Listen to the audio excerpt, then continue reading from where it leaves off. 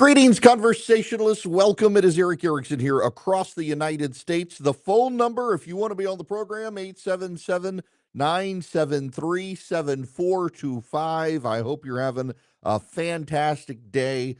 We've got to begin with the 100 days. First, don't forget to text Erick, E-R-I-C-K, to 33777. Get the live stream, the show notes, the podcast. Follow us on YouTube. If you, I will, at the bottom of the hour, I'll give you the link, but I got a problem and I got to apologize out of the gate. We're already sold out on the event at the Fox. I wasn't expecting that. We're going to open more seats. I'm going to uninvite friends and family to make more seats available. I was not expecting in a room of 600-700 seats to be sold out in 24 hours, but we are. So I will make some seats available. We're working on that right now. I will stay tuned so that you will get an opportunity to go. I will uninvite friends who I was going to invite to come to free up capacity for people because it's for charity. We should sell as many seats as possible. So I'll do that. But let's begin with this.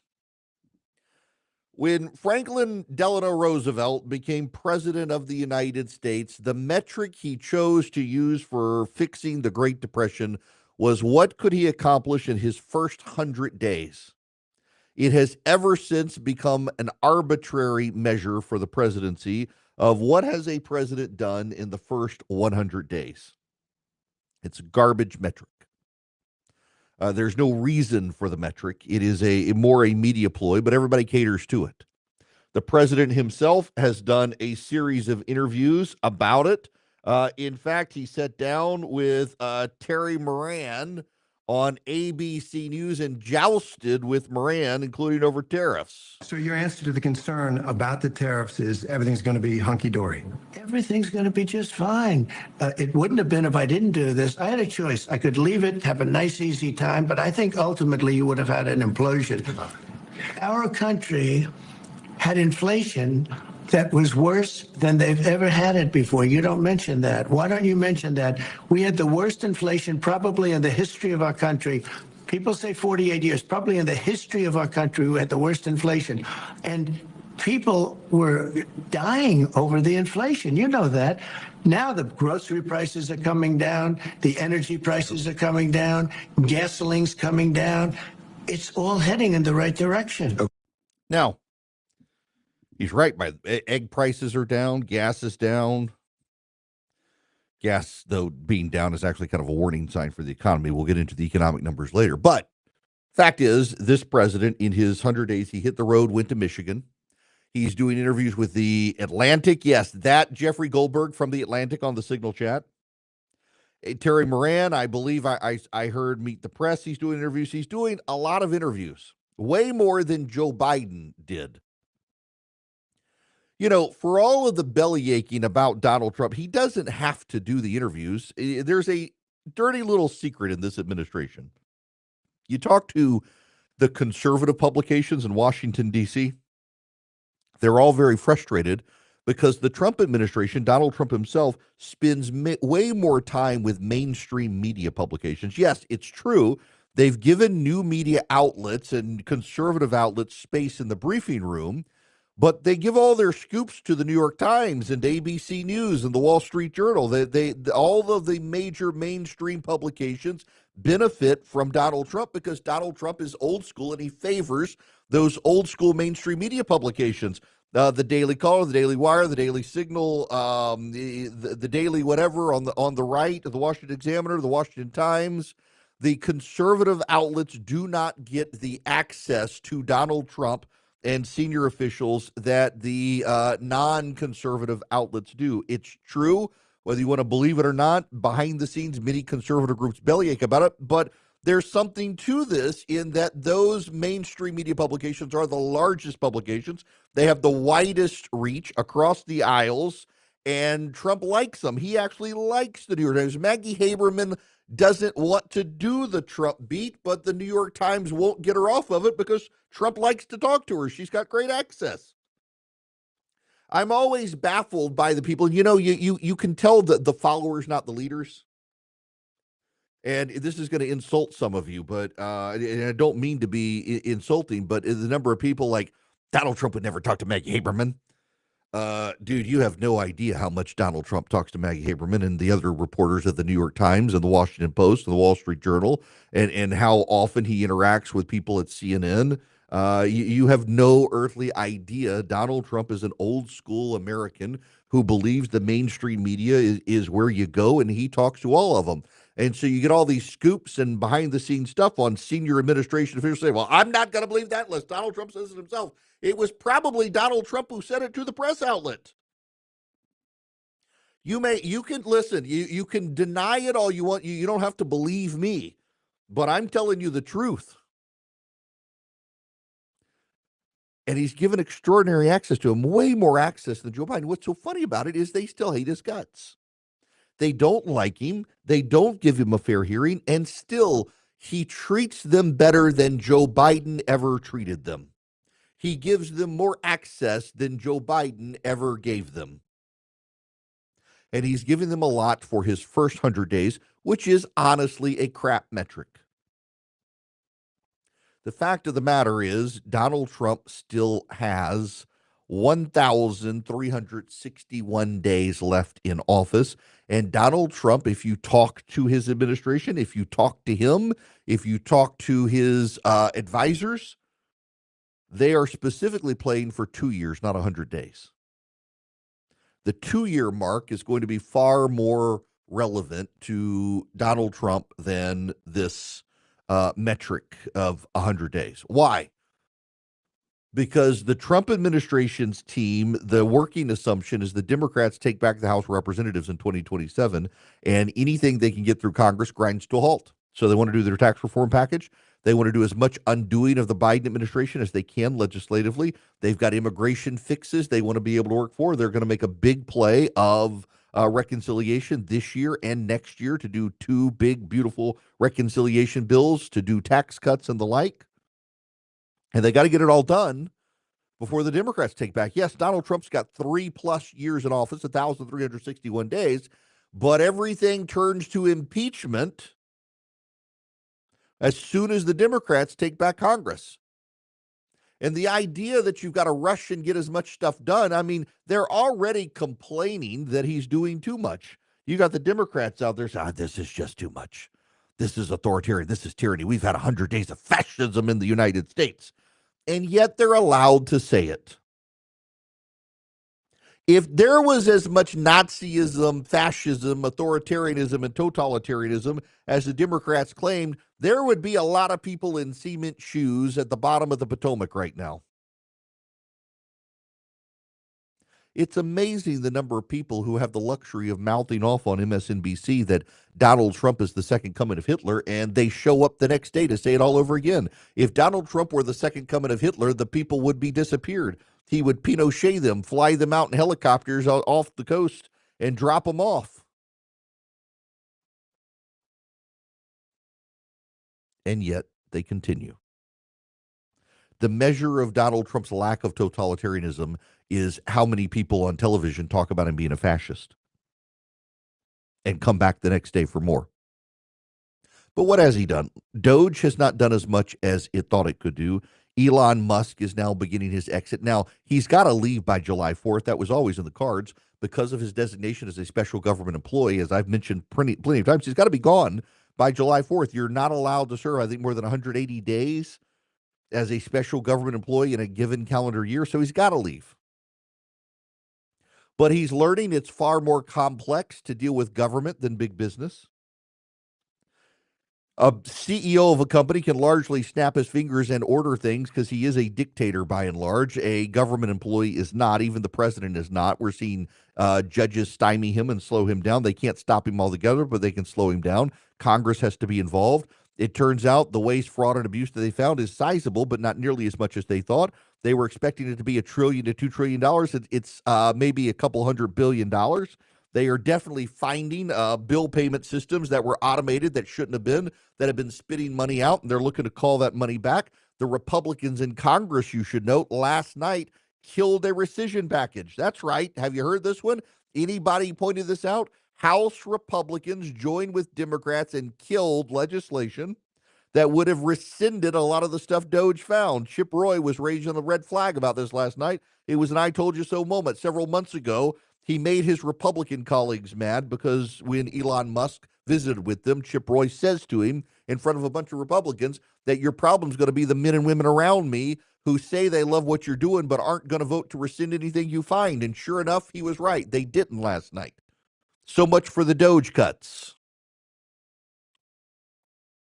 The president's done extraordinary work on the border. The border is functionally closed at this point.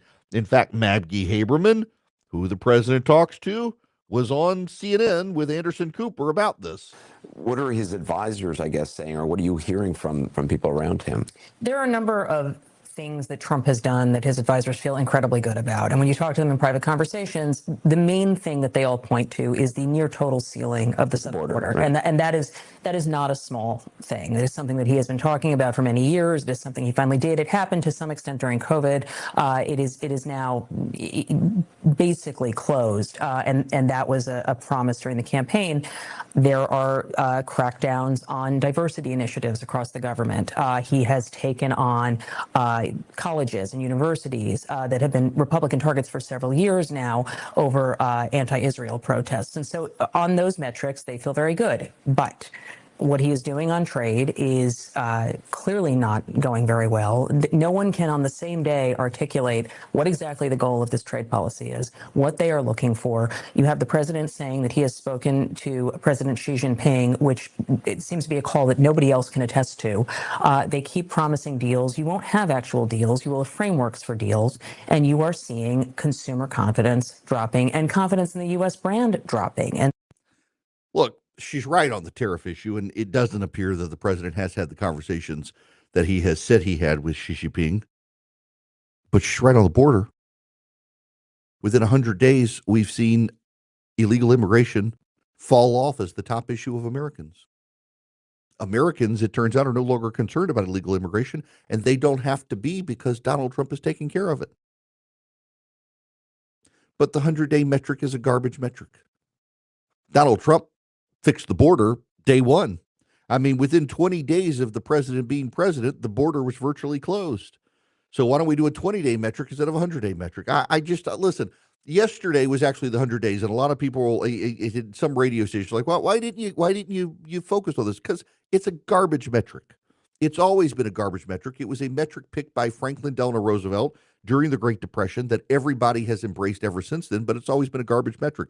Donald Trump's going to be there 1,361 more days. He's looking at the next year and a half before Democrats take back Congress as his measure of what he can get done, and he can only get done so much immediately when federal judges who are progressives are stymieing him, but these cases continue to work up to the Supreme Court and generally are going in his favor. I would say the fact he's given more access, been more exposed, done more interviews, and done more things than Joe Biden in his first 100 days makes the first 100 days successful. I mean, again, the fact that he's willing to do these interviews with media outlets that Joe Biden couldn't speak to because he wasn't coherent is a big sign that Donald Trump is comfortable and confident. Yeah, there are problems with tariffs. There certainly are. We'll get into the economic news here that's not good, all of these sorts of things. But by and large, Donald Trump's not playing to the press narrative of 100 days. He's playing to fundamentally transform the country, and thus far, he's charting a good course on that. Have something to say? Hello. Call the show. 1-877-97-ERIC. That's 1-877-973-7425.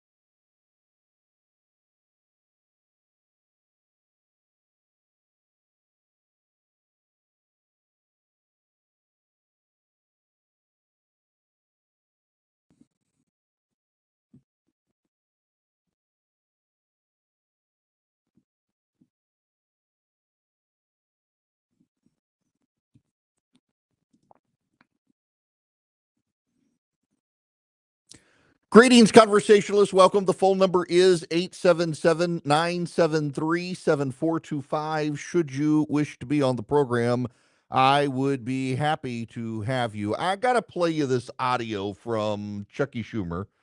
He is, well, just listen. The White House and Republicans are touting the claim that illegal crossings are down by 95%, guardways, as they call them, are down by 99%, and only 9 foreign nationals were released into the country compared to many more under the Biden administration beginning of the year. Is that not a sign that the Republicans... I'd say one thing to you. I don't trust Trump's numbers. So you've got a reporter, if you can't hear the reporter, just arguing about securing the border, closing the border. Joe Biden said it took an act of Congress to close the border. There was no act of Congress. Donald Trump says he closed the border. Border crossings are down. And so what does Chuck Schumer say? I don't trust his numbers. I don't trust his numbers, he says. You don't have to trust Donald Trump's numbers. You can physically drive yourself to the border, Chucky, and watch. Border crossings are way, way down. It's remarkable just how down the border crossings are. I mean, it's virtually completely secure. Maggie Haberman, again, New York Times, played you the audio with Anderson Cooper saying the border is virtually sealed at this point. Her words, virtually sealed. And yet Chuck Schumer doesn't want to believe it. Chuck Schumer believed that Joe Biden was in his right mind as president of the United States. So what does Chuck Schumer know? Chuck Schumer is the guy who put cheese on raw beef patties pretending he was grilling. I don't understand this. It happened first with Terry McAuliffe when he was running for re-election for governor of Virginia, running the second time at least, and he had his grill and looked like he was grilling. The grill was turned off. Everything was raw. And Chuck Schumer then did it like a year or so ago, trying to look hip, trying to look cool. He's got a bunch of food on his grill, and the grill is off. It is literally raw beef patties with cheese on top. I don't know why anyone would want to grill steak tartare, but Chuck Schumer apparently did. And now he says he just doesn't believe the Trumpers. You don't have to believe it. You can see it with your own eyes that the border is secured and Congress did jack. It's just it took Donald Trump becoming president to get it done. Good for him. When we come back, though, economic news, maybe not so good. We'll take your phone calls as well, 877-973-7425. First, I got to tell you about Americans for Prosperity. They are beginning to raise their army of activists to get to D.C. and to call members of Congress about the president's tax cut plan because there are some really stupid ideas in it. And AFP is trying to improve the plan and help the president get his agenda passed. They would love to have you on board. They can teach you to become an effective activist. They advance common sense conservatism across the country. They're very good at it. You go to AmericansForProsperity.org. You sign up today. I'm on the board of advisors of Americans for Prosperity. They are a solid group. They really are great people. They can train you to be an effective activist. They can teach you how to knock on your neighbor's doors and be persuasive to them on policy issues, or go to your local or state government or call your members of Congress. They can just make you be the most informed member of your circle of friends. So when you're at your church group, the barber shop, the golf course, whatever, people start talking policy, you're going to know the details better than anyone else and the best common sense conservative solutions to put forward. All you do is go to AmericansForProsperity.org. They keep you informed. They keep you engaged. AmericansForProsperity.org is the website. Go sign up with AFP today. We'd love to have you on board.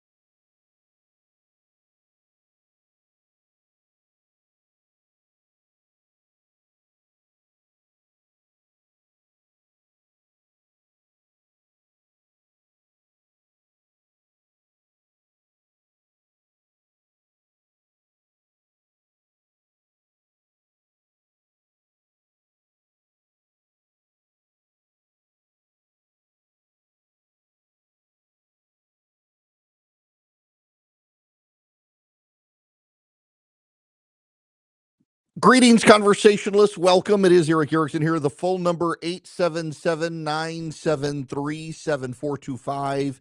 If you would like to be a part of the program, I would be happy to have you. In fact, let me fire up the call screening here. I want to go to Tulsa, Oklahoma. Ryan's phone call. Welcome to the show, Ryan. How are you? Sure.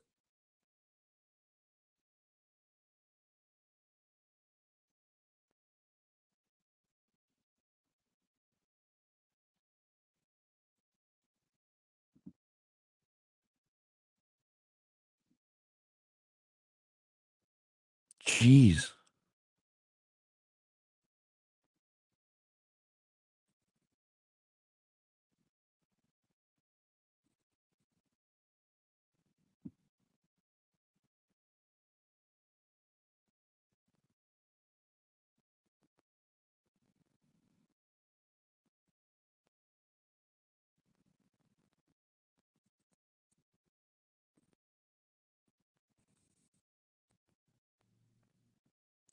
Yeah, yeah. Here's what the data, and again, it's the data. Take it for what it's worth, but it does tend to hold up over time. Is that there are industries and businesses in the United States that are going to be helped by tariffs, but it's actually fewer than those that'll be hurt by tariffs. So more people will be in your friend situation losing money than will be in the situation of others gaining, and that's the problem. So yeah, there is some manufacturing that will be helped in the United States. Steel and aluminum definitely helped in the United States, and we do need to invest in that for our own national security. But at the same time, killing mom and pop shops across America. So Ryan, I was in Tulsa right after the election last year, and I stayed downtown. And I needed a chocolate bar. I needed a Snicker bar. I was going to be a raging rear end if I didn't get one. So there's a little bitty shop downtown. Went in there, and it was knick-knacky stuff. They had T-shirts and stuff. So I didn't know that you guys in Tulsa, like your whole downtown is the whole Art Deco and modernist architecture and Franklin. Right? It was gorgeous, and yeah, and in fact, I saw one of his houses is for sale there. I'm not going to buy it. I don't have the money, but it's so. But anyway, it was cool architecture, and so this shop had a bunch of T-shirts and memorabilia and stuff. My son is big into architecture, loves Frank Lloyd Wright, so I bought him a T-shirt. All stuff made in China. That shop is going to get nailed to the wall on tariffs. Now the oil and gas lawyers next door in the big law firm, they're going to make a killing. But there are way more of the little T-shirt shops than the oil and gas lawyers next door, and that's the trade-off here.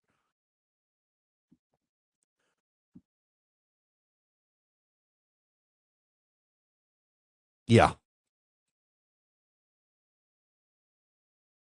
right. Well, look, I appreciate it, and hopefully get back out there. I got to get to Oklahoma. We're on in Oklahoma City too now, so I need to do a massive like tour of Oklahoma. Go see the Pioneer Woman, hang out up there, get some good food. My wife wants to go help her husband brand cows. Seriously, my wife loves Ree Drummond, just adores the woman, and wants to go help her husband brand cattle. She thinks that would be the coolest thing on earth, except she wants to ride her motorcycle out to Oklahoma. Yeah, I'm like, nah, just fly.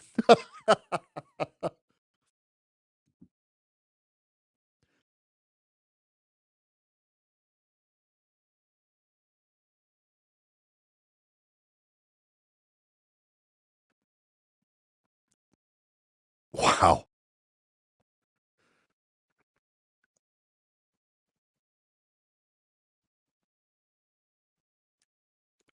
Well, yeah, I need, and I got to go see a hockey game out of Tulsa. I didn't know you guys had a hockey team, and you do, so I need to do that. So, yep, I will be back, Ryan.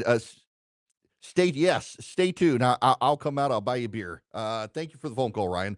877-973-7425. And so to Ryan's point there on the dichotomy of businesses, more businesses tend to be hurt by tariffs than helped by tariffs in the United States, which is a problem that the Trump administration has to address. But I got to tell you, so I just got this audio.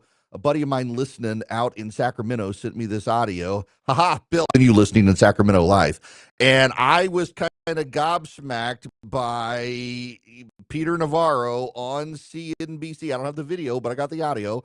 This is the White House trade advisor, Peter Navarro.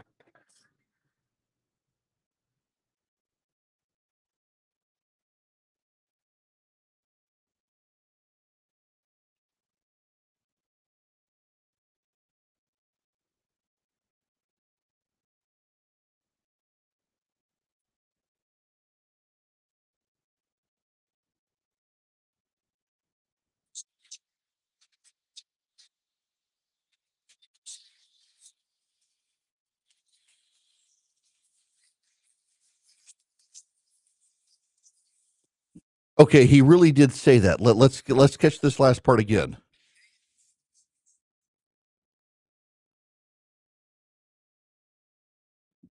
So,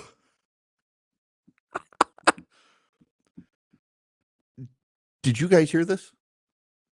Peter Navarro on CNBC says we had 3% growth, but for the negative effects of tariffs. But for the negative effects of tariffs, we had 3% growth.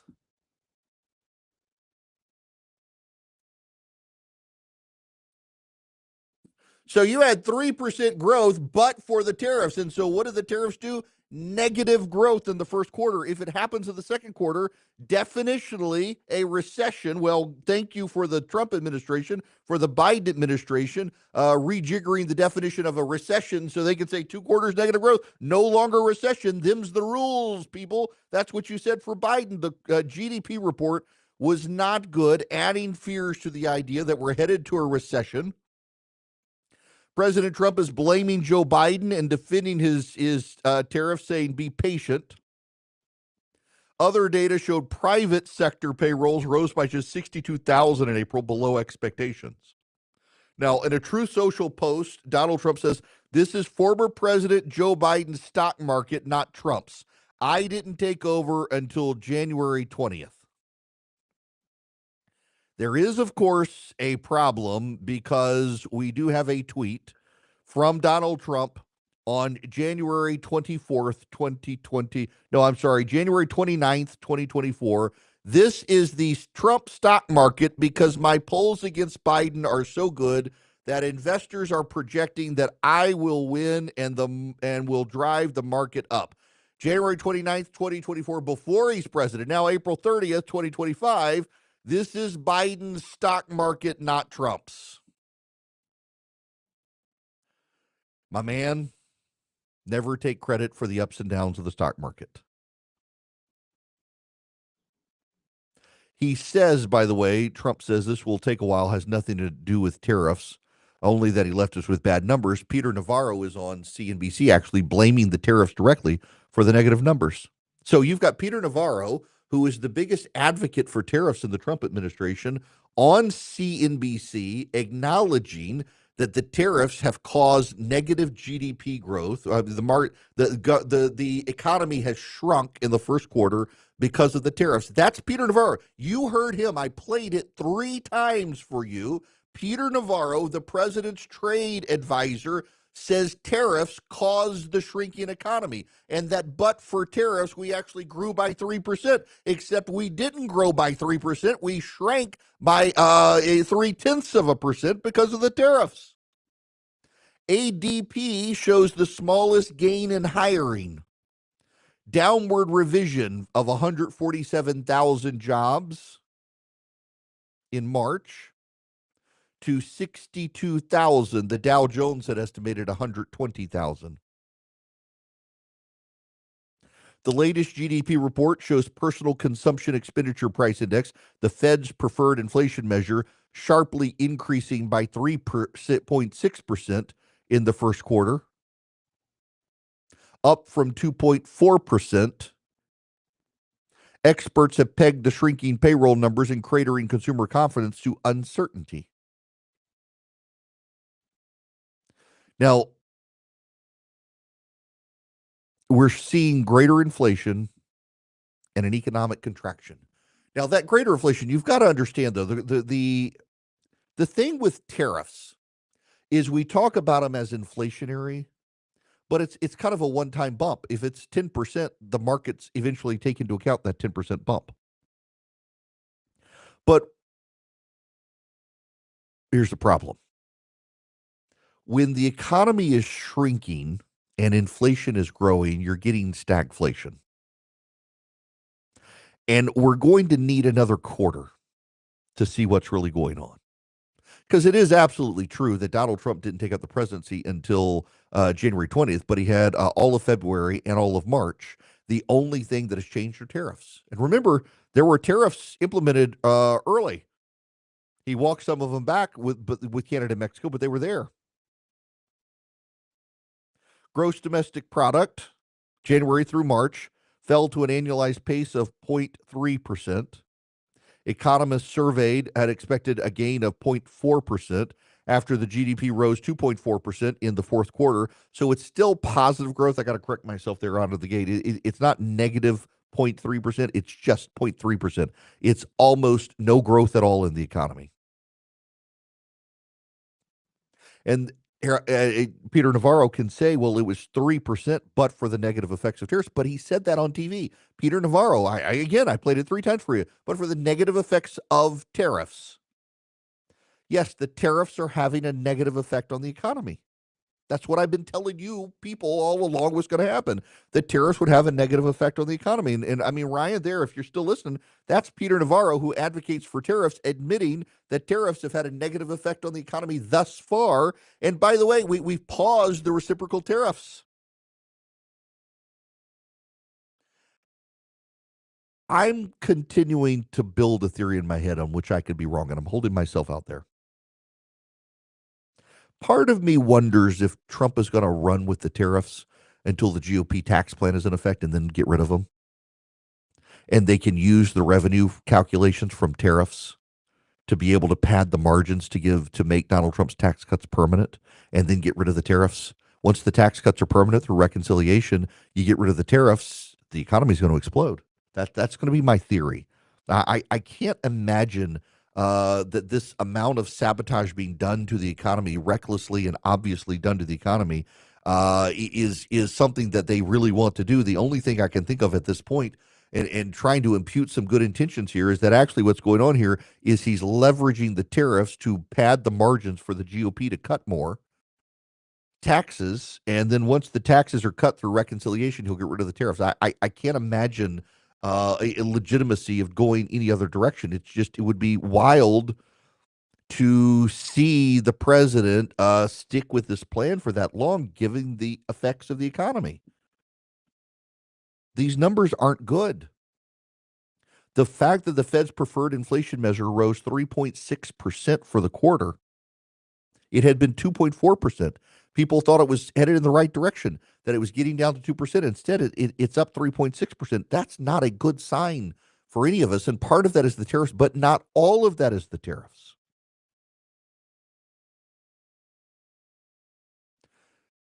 But the tariffs are slowing things down. It's got to be a ploy so that the Republicans can use the revenue projections to get tax cuts permanent. And then they've got to go, that's the only rational thing I can think of. And if it's not it, then it's just suicidal to keep going. Go to erickforhillsdale.com. Take the capitalism class, please. Please learn about capitalism. erickforhillsdale.com. It's completely free. You get a certificate of completion. But here's the thing. Go to erickforhillsdale.com and check out the 40 different classes they've got. In fact, erickforhillsdale.com. I'm going there now. You know what? It would help if I could spell my own name. Hillsdale.com. Ta-da! Look at that. You've got, check out the catalog of classes. You can sign up. You've got history classes, philosophy and religion, literature, politics, political philosophy, economics, fine arts, math, and natural sciences. The great principles of chemistry one is fun. They're all done with Hillsdale's professors. They're individual lessons. So, for example, the great principles of chemistry, when it's a 6-hour class, but it's got 9 lessons that are broken up. So you watch the lessons with Hillsdale's faculty, or take the 10 lessons on the President of the Constitution, or the 10 lessons on Constitution 201. You can also take the Constitution 101, the meaning and history of the Constitution. That's 12 lessons. Do it at your own pace, completely free. There's got to be a topic. There has to be a topic.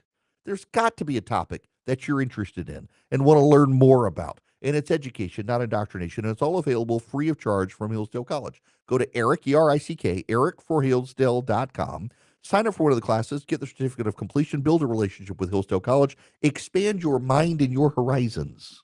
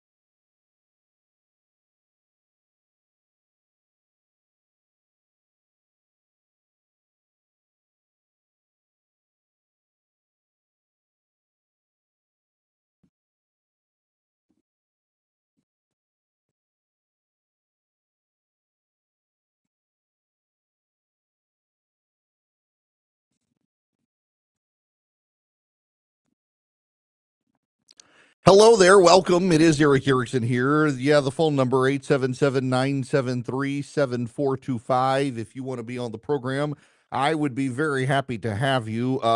This hour of the program brought to you by First Liberty Building and Loan. If you're buying a building, if you're building a building, whatever you do in business, if you see opportunity right now, reach out to them, firstlibertyga.com.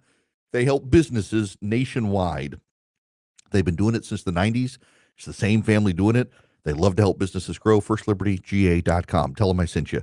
We're doing an event July 12th at the Fox Theater in Atlanta, and we're doing the Egyptian Ballroom. It holds about 600 people. I had intended to open sales to my listeners today. I put it on social media yesterday and mentioned to you guys yesterday you could go over to Instagram and find the link. It's sold out. Sold out. I have a number of people I was going to invite, and now I'm uninviting a lot of people because it's for charity. I want to raise money for charity, so uninviting people, adding seats to the room. The Fox Theater itself holds like 5,000 seats. I don't think I can sell out the Fox Theater, but the Egyptian Ballroom at the Fox holds like 700 seats. I think I can sell that out. So we're gonna I kind of like was not expecting this. So my apologies for those who can't get tickets. We're gonna reconfigure the room and see if we can open some more seats up because I'm just floored that there's that much demand to come hang out with me. So I just keep your ear to the ground here. Keep a hold July 12th. We will make more seats available. I promise. I will cull my list of friends and family that I was going to invite, just so I can maximize the sellable tickets to make as much money for good nonprofits as I can. But I'm staggered. I'm flabbergasted. Very flattered that that many people want to come to this event. Part of me is like, maybe we should see about the actual theater, but I don't think I can fill up that room, and that would be a terrible blow to my ego to have 1,000 people in the room and it still looks empty because it's so big. But we'll figure it out. We'll make something work. I'm just overwhelmed. Now, when we come back, the House GOP has abandoned that stupid idea for a car tax. Even Chuck Schumer was attacking the Republicans for wanting to do a national car tax. What a dumb idea. They've abandoned it because of my buddy Chip Roy, who is a great American hero, who is standing up for this stuff. And so I want to talk about that. Even though they've abandoned it, there are some relative points here to make, including all the quality and caliber of the candidates and people we have in the House of Representatives like Chip. There's a rumor afoot Scott Jennings might run for the Senate. He was on stage with Donald Trump in Michigan. And the Catholic Church is before the Supreme Court today. They want to do a charter school in Oklahoma. The Oklahoma Attorney General is opposed to allowing the Catholics to have a charter school in Oklahoma. I've got the details.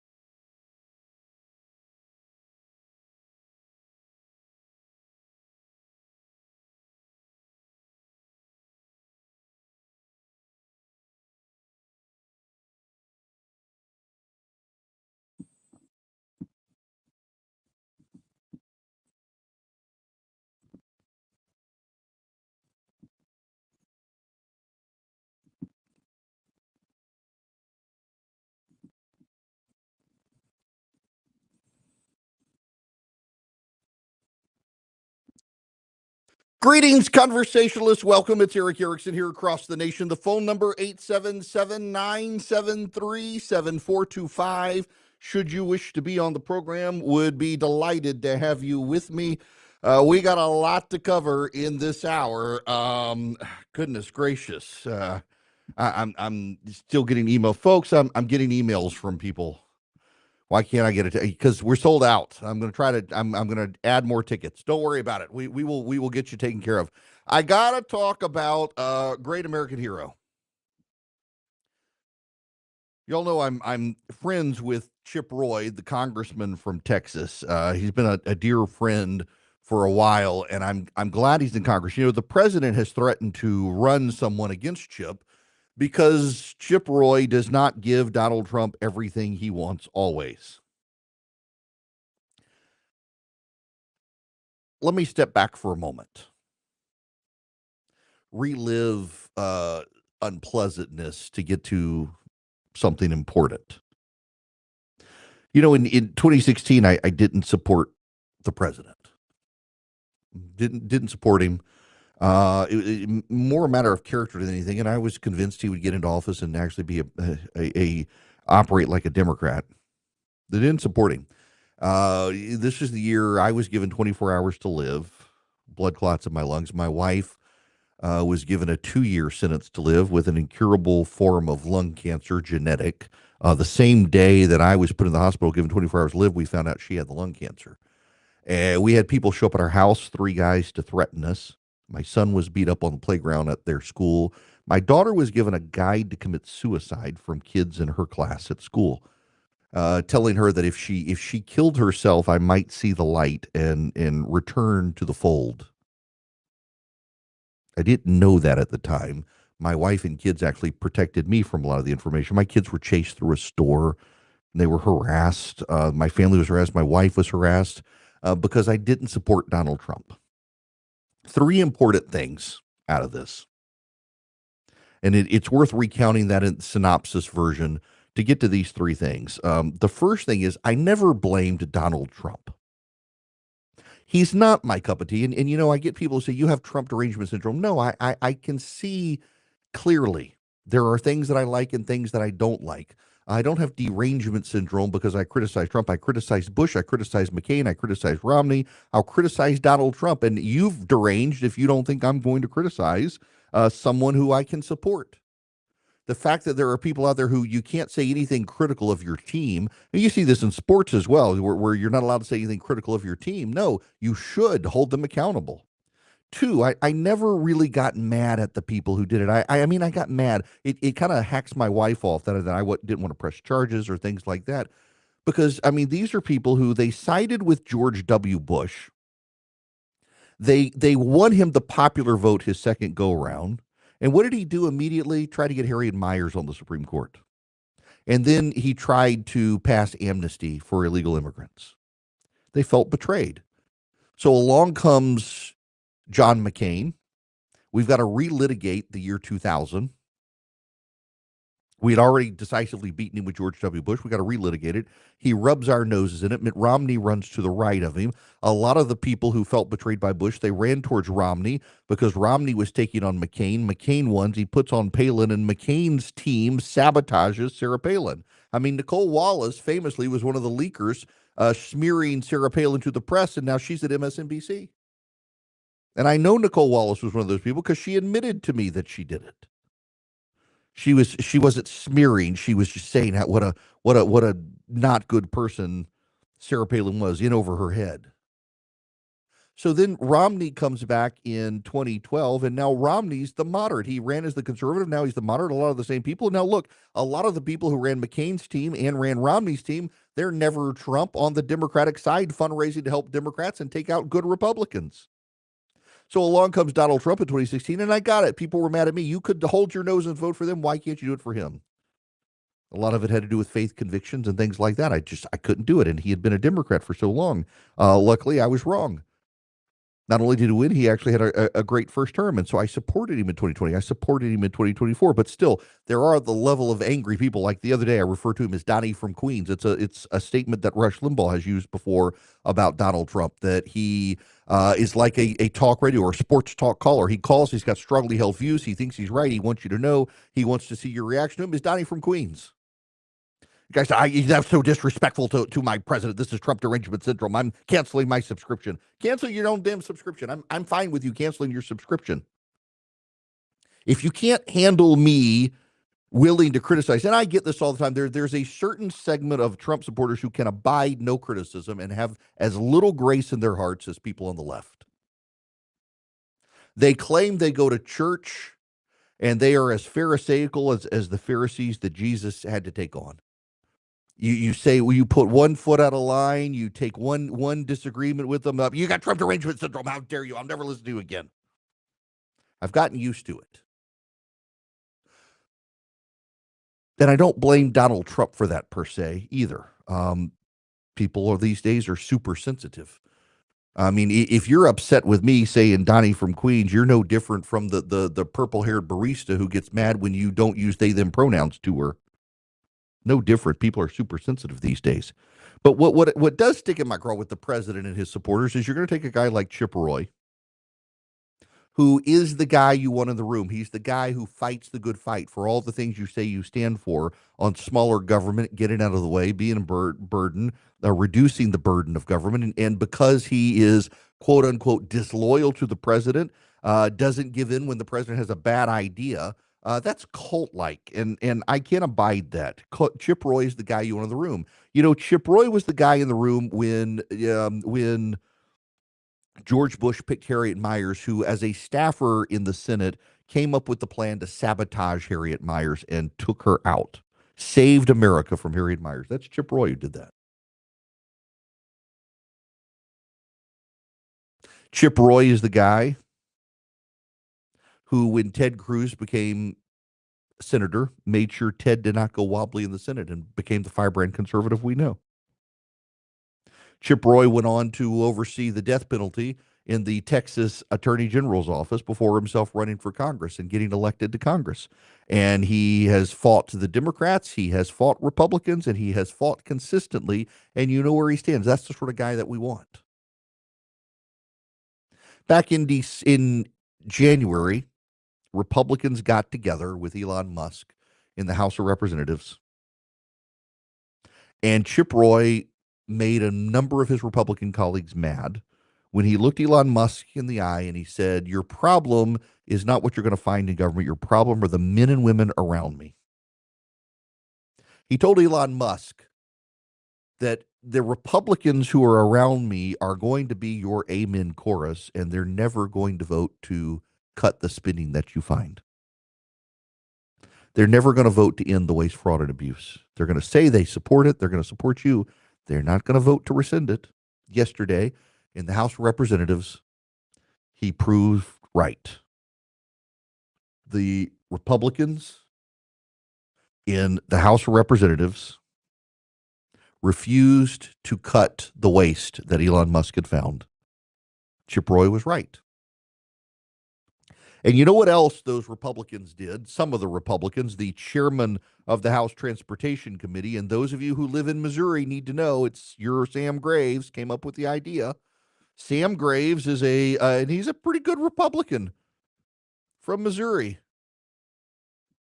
Sam Graves represents Missouri's 6th congressional district. Those of you in Kansas City listening to me right now, he is your member of Congress, Sam Graves. And Sam Graves came up with the idea of a national car registration tax.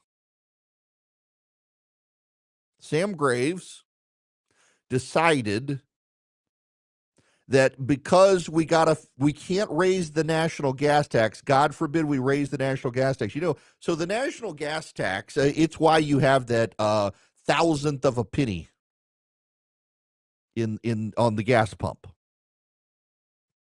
The federal government taxes gas like 18.9 cents, something like that. It hasn't raised that in decades.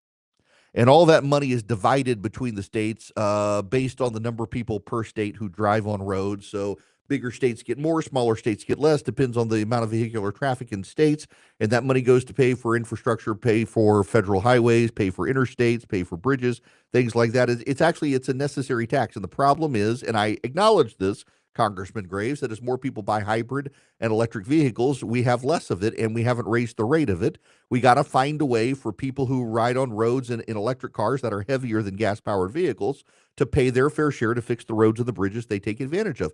Every taxpayer who drives should pay for part of the upkeep of those. We fund that through the gas tax. An electric car pays no gas tax. So how are we going to do that? There are privacy concerns over a mileage tax. That's kind of where they're headed is maybe we should do a mileage tax. There are several states that have done this. They haven't caught on at the federal level. But yes, I recognize there's a problem. But Graves' solution was a national tax on your vehicle that you would pay every year. Just $20 if it was a fossil fuel burning vehicle, $200 I think if it was an electric vehicle, $100 if it was a hybrid.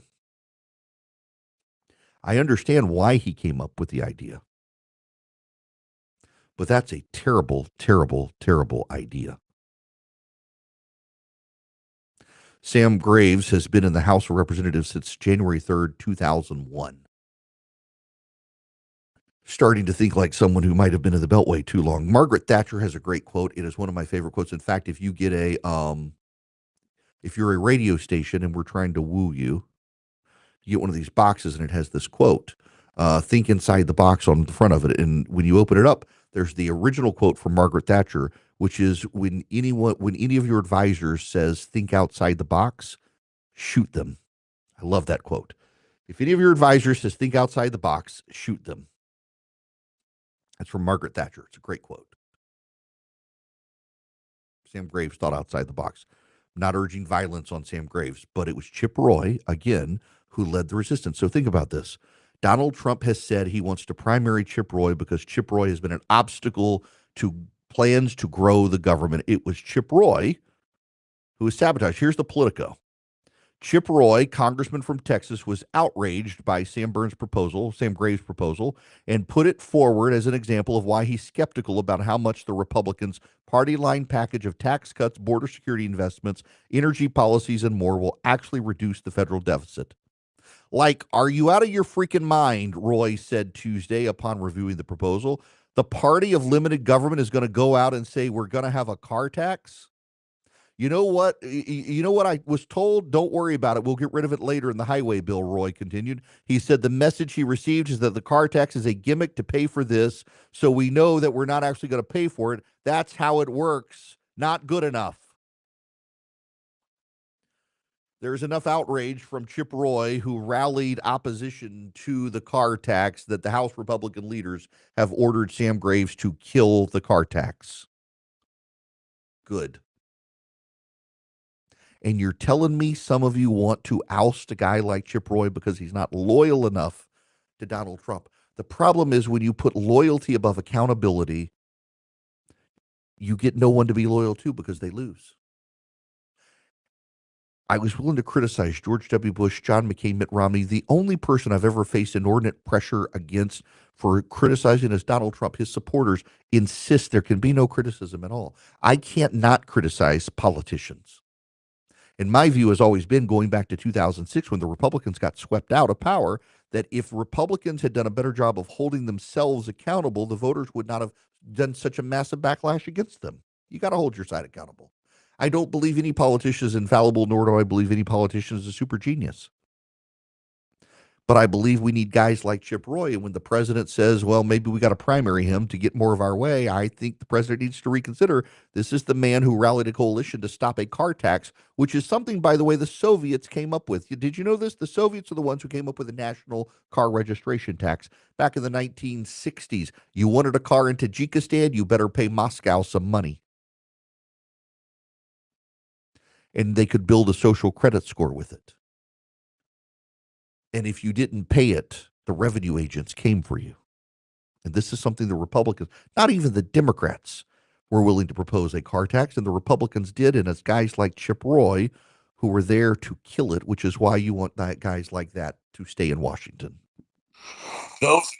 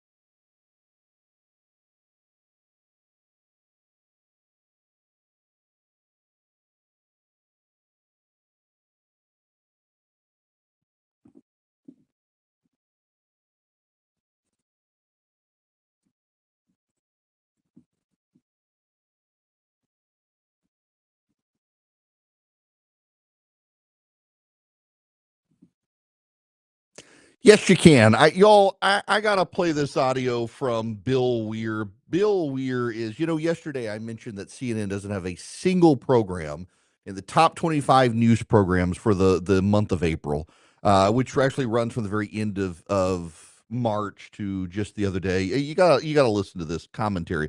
This is Bill Weir, the environmental reporter. Anything with a hint of climate change attached to it, or even ground level pollution, PFAS, plastics, these sorts of things. Lee Zeldin just announced they're going to tackle microplastics, these sorts, but with no real policy plan in place. Meanwhile, laying off the best and brightest earth scientists really in the world at a time is creating, as you can imagine, incredible angst in the space right now. But at the same time, the price of oil is about $50 a barrel, which is a huge money loser for all the oil executives that Donald Trump promised to help with deregulation.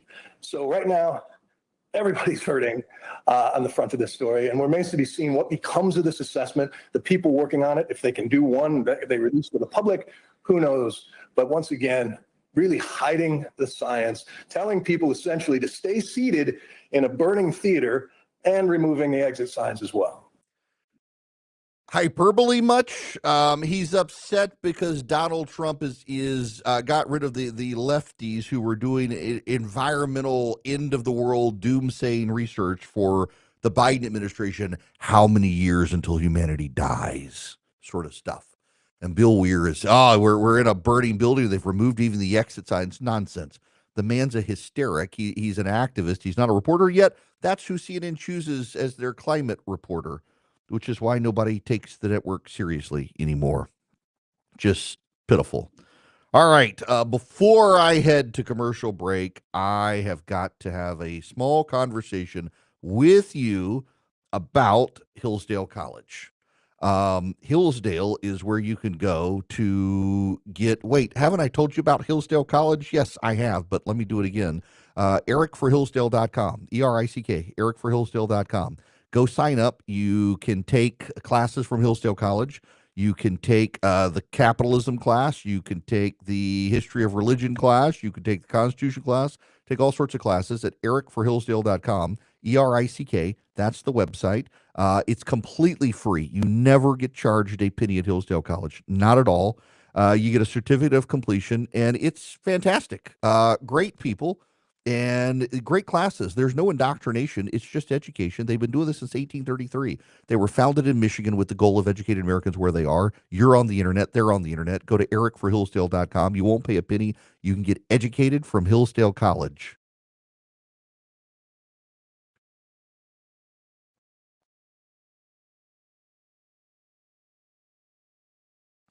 So looks like we did Hillsdale in the last hour, I think, instead of Eden Pure.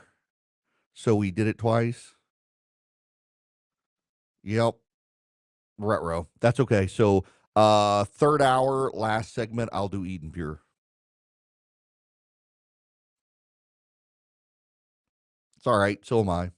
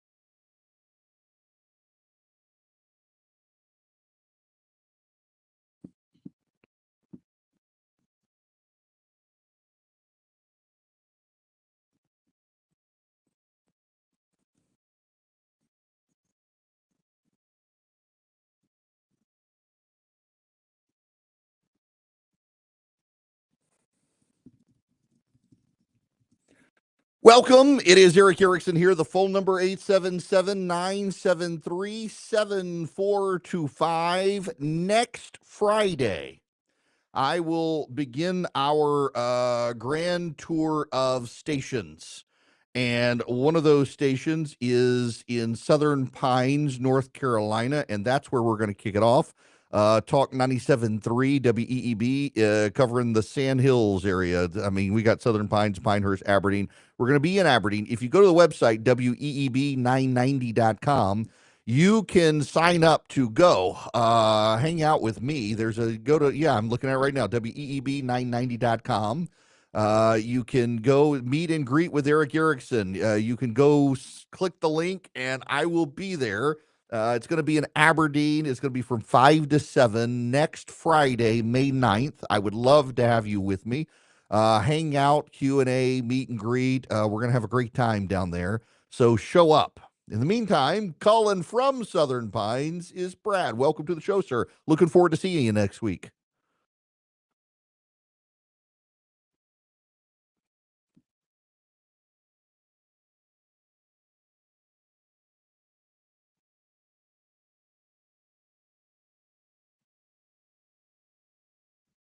Fantastic. Yeah, I'm ready to be there. You know, I got to say, I was going to get a hotel room at Pinehurst. I don't know what they've got going on there, but they are completely sold out. So there must be a big crowd up there playing golf.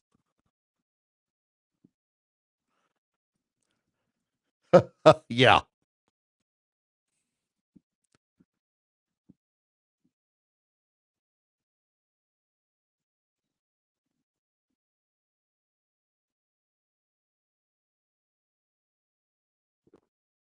No, he does not.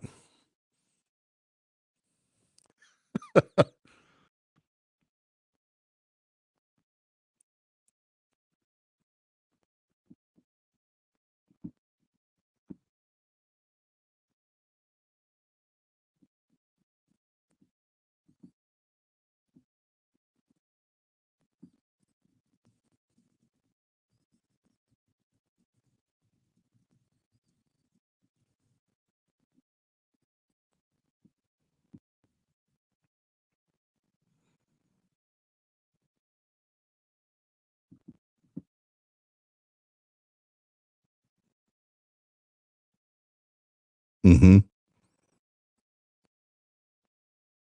I'm glad you say that. Ask that question. So here's my thinking on this. Candor and honesty here is Trump he's not a conservative. He's a populist. And if you study populist movements, they're all tied to charismatic people. There's a great local example where I am in Georgia of Zell Miller. Zell Miller was a populist Democrat who rallied to a lot of ideas that got bipartisan support, a state lottery to pay for scholarships for education, things like that. And when Zell Miller went away, that populism disappeared. You got Roy Barnes elected for one term after Zell Miller, and then the whole Democratic Party in Georgia collapsed and the Republicans came in. I think that Donald Trump is a unique personality in American politics. He is a populist, not a conservative. And you're going to see major splits within his populist movement, many of them gravitating to J.D. Vance, but Vance is no Donald Trump. He's a different person, and I don't think things necessarily work out the same way, and not everyone will go to him. He won't command that level of loyalty, and you're going to see that. The people who remain are going to be the conservatives who have maintained their small government principles for quite a long time. You're going to still have the Jim DeMints in Washington on the outside.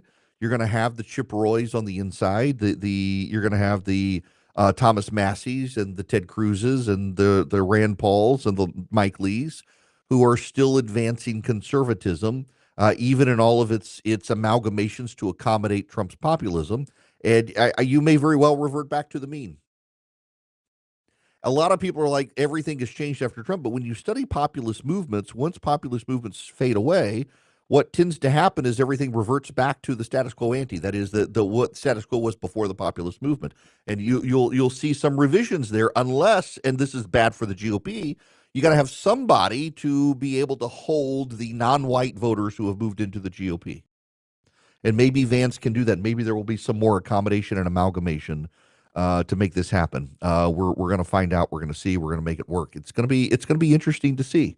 But in that regard, this gets perfectly, Brad, to what I wanted to talk about. Thanks for the phone call. Look forward to seeing you. And again, if you go to weeb990.com, if you're up in the Pinehurst area, Sand Hills area of North Carolina, be up there broadcasting and hanging out with listeners next Friday. Be doing my show from up there. Scott Jennings is the CNN personality who has gotten people back into watching CNN just to watch him eviscerate people. Scott Jennings, according to Cameron Arkand at Fox News, is considering running for the Senate. Now, I believe I was the first person to publicly say Scott Jennings should run, and now it's a thing. He was interviewed, told Fox News Digital, quote, "Man, the internet's a crazy place. Long way until next May. I read all those with amusement, but again, it's a long way until next year." He is being encouraged to run in Kentucky for Mitch McConnell's seat. He says Kentucky's benefited from having Republican senators for a long time. The Senate seat ought to be in the hands, ultimately, of someone who's going to help Donald Trump execute the president's agenda. And frankly, I think politics is a team sport. The president's the head of our team, and I think eventually he'll need to weigh in here on who he thinks is best to help him execute his agenda.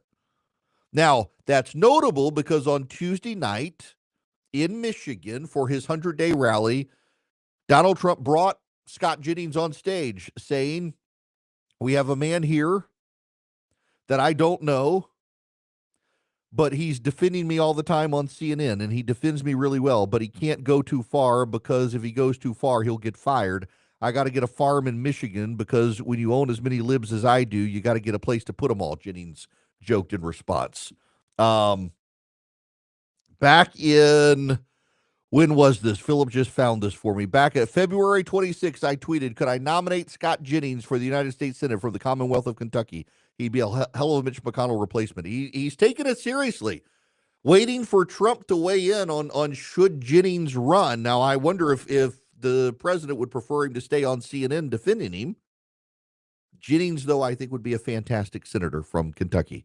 Mitch McConnell is a legend in that state, and he needs a good replacement. Jennings has worked in the McConnell camp. He is very pro-Trump, as you can see on CNN. He knows the state. He's a political consultant in the state. He's run a lot of candidates statewide in the state. So I think it's probably time for Scott Jennings to step up.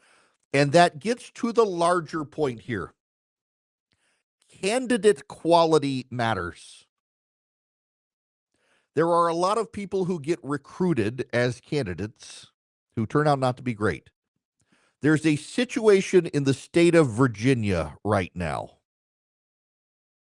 In the state of Virginia, the Republicans have nominated a man for lieutenant governor there, and his name is John Reed. John Reed is a gay Republican and is now involved in scandal related to, well, his internet proclivities, it seems. He's things he's liked online, pornography and things like that. It's a lot of dirt now being thrown out about this guy. The governor in Virginia has urged him to get out of the race given the situation, and he's not exactly willing to do that. He's denying some of the accusations, and now it's a drip, drip, drip, drip, drip of things uncovered in this guy's internet feed, which lasts forever, and it's deeply problematic that it looks like you could have a gay pornography scandal for the GOP in Virginia because, well, candidate quality matters. And once nominated, you don't have to surrender the nomination. It's going to be a problem for the GOP. Candidate quality matters. The Democrats are having this problem too. And you know what's so funny on the Democratic side is it is the moderate Democrats are running as populist progressives. And there's a real fear among progressive Democrats that they're going to be wiped out by moderates in primaries and all these open seats, and that the moderates are going to get in and disappoint the progressives. And the moderates have kind of figured out and learned a lesson from Republicans. And let's be real honest here. There are a lot of Republicans who run for office these days, and they claim to be MAGA.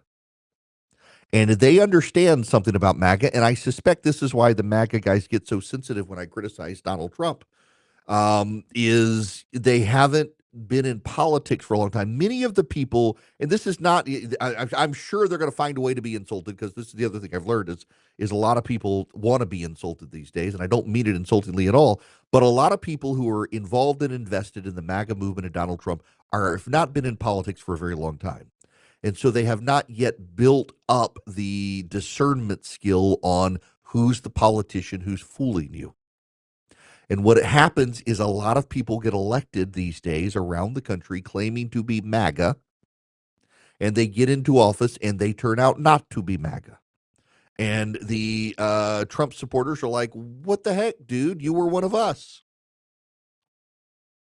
You know, in Washington, Josh Hawley, who this is not me criticizing Josh Hawley. Don't take it as me criticizing Josh Hawley from Missouri. I actually like Josh Hawley a great deal and know a number of people who've worked with Josh. But Josh, I remember, ran as a Club for Growth guy.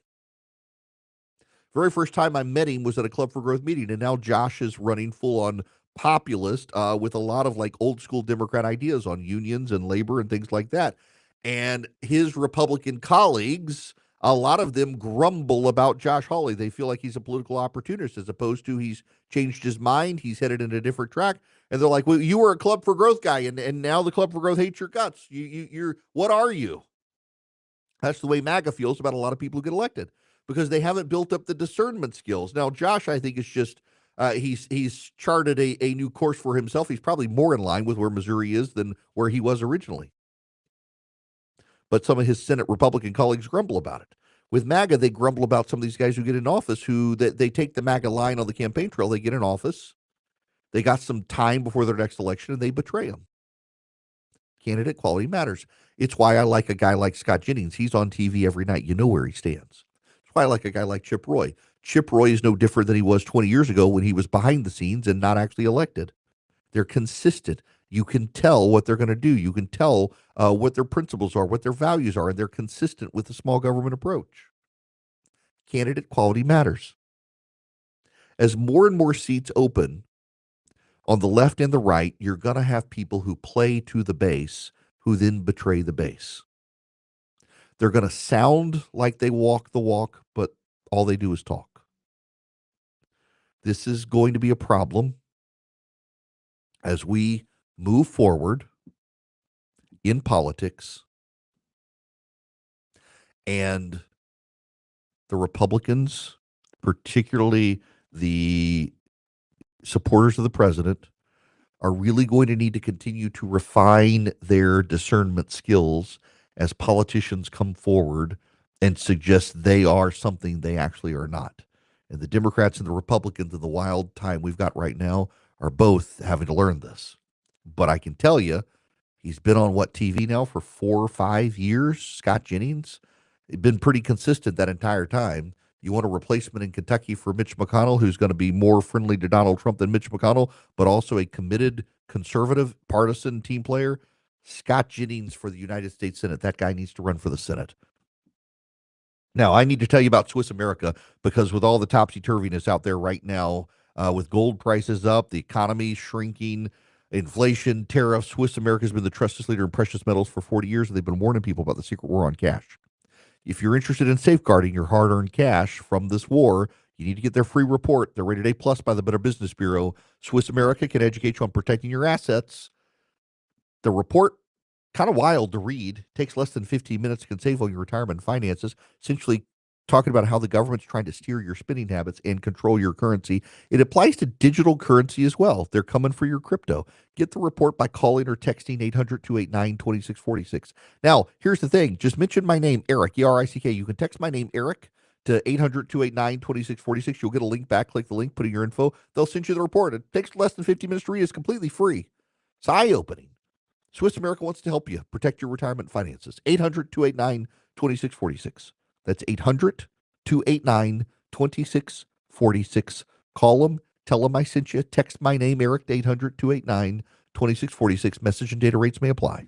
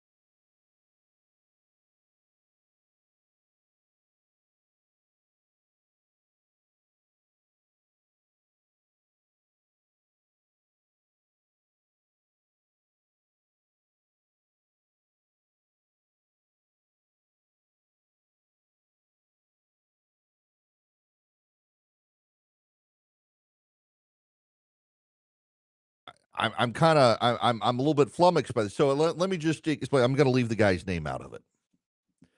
This is a maladjusted person, I think. Has in his Twitter bio the gay pride flag, a globe, and the Ukraine flag. It's commenting on the story. A Nebraska teen gave birth and then slit her newborn's throat. She gave birth to the kid, then slit his throat, and killed him. She's going to spend 35 years behind bars. And this guy responds and he says, our harsh treatment of those who kill their own newborns is utterly indefensible. If she had killed it a few months earlier, we wouldn't have condemned it. Instead, we're now going to give a sentence greater than those who shoot others. Why? Will she refund? Will this deter? I think a well-adjusted person would conclude that maybe abortion is wrong and is infanticide, as opposed to we shouldn't punish people for infanticide. This is the weird morality of some people out there, and they put it on public display on social media. This girl is going to spend 35 years behind bars because she gave birth to her son and then murdered her son. Probably should spend time behind bars for murder. Just wild anyone would defend her. But yet, here we are. People on the internet will defend anything. We live in a fallen world, and all that fallenness is on display on social media. Now, guys, I want to spend an extra little bit here, more than I probably should, but it's just because it's actually awesome. If you go to omahasteaks.com/smash right now, SMASH, they've got a grill package for you. And in the grill package, you're going to get a lot of great stuff, but you're going to get 16 free smash burgers. omahasteaks.com/smash, SMASH, and it is it's the built for the grill pack. Let me tell you what you get. You're going to get butcher cut fillets, butcher cut top sirloins, boneless chicken breasts, filet mignon burgers, gourmet jumbo franks, the caramel apple tartlets, and you're going to get 16 free smash burgers.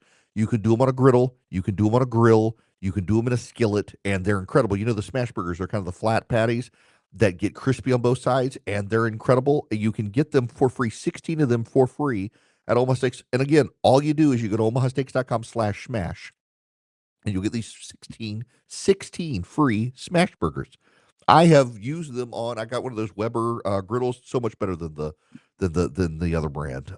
And I did these the other day. They're fantastic, and they get the char, the crispy char on both sides. Oh my gosh, they're delicious. They make it so easy for Omaha Steaks. You can use a grill. You don't have to have a griddle. You can use a skillet. You get 16 of them completely free from Omaha Steaks. omahasteaks.com/smash. And I mean, they've been doing this since 1970. They know what they're doing, and these are incredible. I'm a big believer in the smash burgers from omahasteaks.com.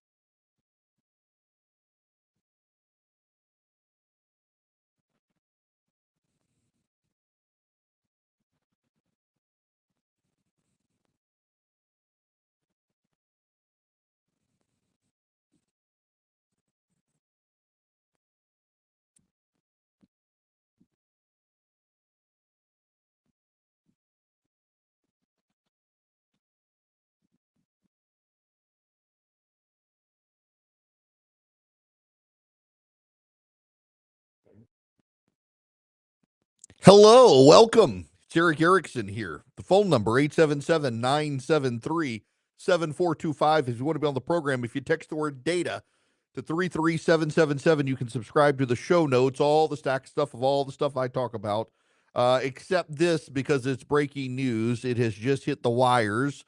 Did you see the crazy interview with CBS and Bill Belichick where his girlfriend, Jordan, interrupts the conversation when they ask how they met? So this is a statement from Bill Belichick. I agreed to speak with CBS Sunday morning to promote my new book, The Art of Winning: Lessons from My Life in Football.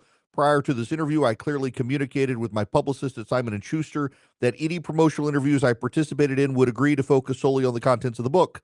Unfortunately, that expectation was not honored during the interview. I was surprised when unrelated topics were introduced, and I repeatedly expressed to the reporter, Tony Ducopel, and the producers that I preferred to keep the conversation centered on the book. After this occurred several times, Jordan, with whom I share both a personal and professional relationship, stepped in to reiterate the point to help refocus the discussion. She was not deflecting any specific question or topic, but simply doing her job to ensure the interview stayed on track. Some of the clips make it appear as though we were avoiding the question of how we met, but we've been open about the fact Jordan and I met on a flight to Palm Beach in 2021. The final 8-minute segment does not reflect the productive 35-minute conversation we had, which covered a wide range of topics related to my career. Instead, it presents selectively edited clips and stills from just a few minutes of the interview to suggest a false narrative that Jordan was attempting to control the conversation, which is simply not true. Did Jordan write the statement? I don't know. It really was wild. Like, I saw Peter Burns at ESPN and several others, like, he looks like he's a hostage. It was a wild, wild interview. It's a coach's press conference and a sit down interview are very different things. What a weird interview it was. Did not do any favors to Bill Belichick. Made him look like, seriously, made it look like it was almost a hostage situation with him and his girlfriend. I don't know. It is weird. Can I just say, it's just like, I find it weird all around when you have an old guy dating someone that young. I'm like, can you not act your age? I mean, God bless him, I guess, but I just no. Like if something were to happen to my wife, and I have already told my friends, like, if I wind up with like a 20 something and I'm in my 60s, 70s, or 80s, shoot me. There's clearly something not right in my head there. I just nope. Nope. Nope. God bless you if that's your thing, I guess. Who am I to judge? But nah, that's just odd to me. Odd to me. I know a guy who says that he's learning at his age that women have daddy issues, but they don't have granddaddy issues as he's gotten older. He's single. I don't know about that. I better move on before I say something I regret. Now, what is it? Is it Ginter Drummond? What's his name? The Attorney General. You people in Oklahoma, Ginter Drummond, trial lawyer. He's a moderate Republican. Has become the Attorney General of Oklahoma.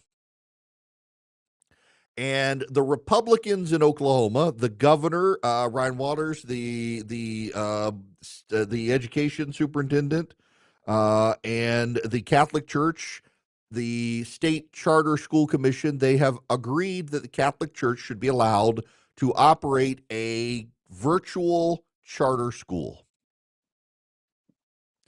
The Attorney General, Ginter Drummond, who he's related to the Drummond family out there. Ree Drummond, the pioneer woman, her family, he's related to that family. They're big ranchers out there, great businessmen, own a lot of land. A lot of your beef comes from this wonderful family, and he's one of them, and he's politically connected, and he's the Attorney General. And he's running for governor, and I'm wondering if he's sabotaging his gubernatorial campaign by opposing. He's like the only Republican in the state of Oklahoma who opposes a charter school for Catholics. Here's something I want you to know about charter schools. If you want to start a charter school tomorrow, that is alphabet gang friendly. You're going to invite kids who are the L's, the G's, the B's, the T's, the Q's, the I's, the A's, the T's, the T's, the P's, the I's, the A's, all the alphabet members.